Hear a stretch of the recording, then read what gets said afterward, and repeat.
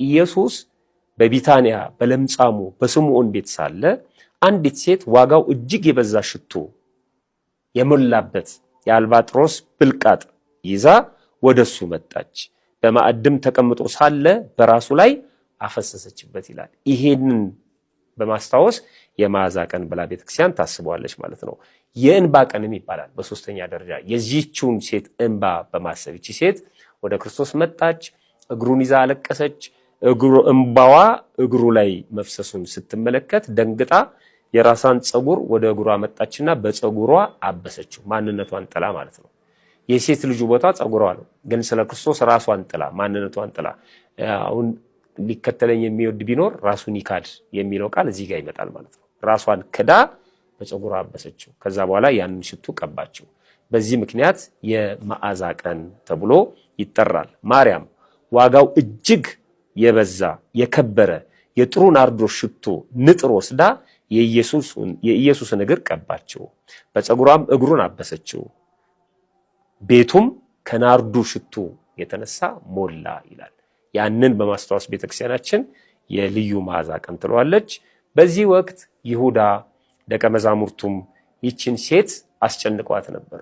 ይሁዳ ለምንድን ነው ይሄ ሽቶ 300 ብር የወጣበት ሽቶ የሚባክነው? ገንዘቡ ለድሆች ቢሰጥ ምን አለበት ብሎ ተቆጣ ይላል። ደቀ መዛሙርቱም የይሁዳ ሐሳቡ በጎ መስሏቸው አብረው ተቆጡ ይላል። ጌታችን መድኃኒታችን ኢየሱስ ክርስቶስ ግን ለምን ታደክሟታላችሁ? ይህንን ያደረገችው እሷ ስለ ሞቴ ነው፣ ስለዚህ ልታደክሟት አይገባም፣ ተዋት አለ። እንደውም የዚህች ሴት ታሪክ የዚህች ሴት ዝና ማለት ነው በአራቱም ማዕዘን ይነገራል ብሎ ተናገረ። ይሄን ሰምተው ወንጌላውያኑ በሙሉ ጽፈውታል። በነገራችን ላይ የዚህችን ሴት ታሪክ አራቱም ወንጌላውያን ጽፈውታል። በአራቱም ማዕዘን ማለት በመላው ዓለም ስለዚህ ሴት ይነገራል። መታሰቢያ ሰጣት ማለት ነው። እቺ ሴት ያደረገችው ስራ ያሳየችው ፍቅር ሲነገርላት ይኖራል ማለት ነው። ይሁዳ ይሄንን ያለው ለምንድን ነው ስንል ዮሐንስ በደንብ አድርጎ አስቀምጦታል። በዮሐንስ ወንጌል ላይ ስታነቡ ይሁዳ ሌባ ስለነበር ነው እርሷም ይህንን ሽቶ በሰውነቱ ላይ አፍስሳ ለመቃብር ያደረገችው፣ እርሱም ይህንን ሽቶ በሰውነቴ ላይ አፍስሳ ይላል ጌታችን መድኃኒታችን ኢየሱስ ክርስቶስ ለመቃብሬ አደረገችው እላችኋለሁ። ይሄ ወንጌል በዓለም ሁሉ በማናቸውም ስፍራ በሚሰበክበት እርሷ ያደረገችው ደግሞ ስለ እርሷ መታሰቢያ እንደሆነ ይነገራል። የማቴዎስ ወንጌል ምዕራፍ 26 ቁጥር 17 ላይ ማለት ነው።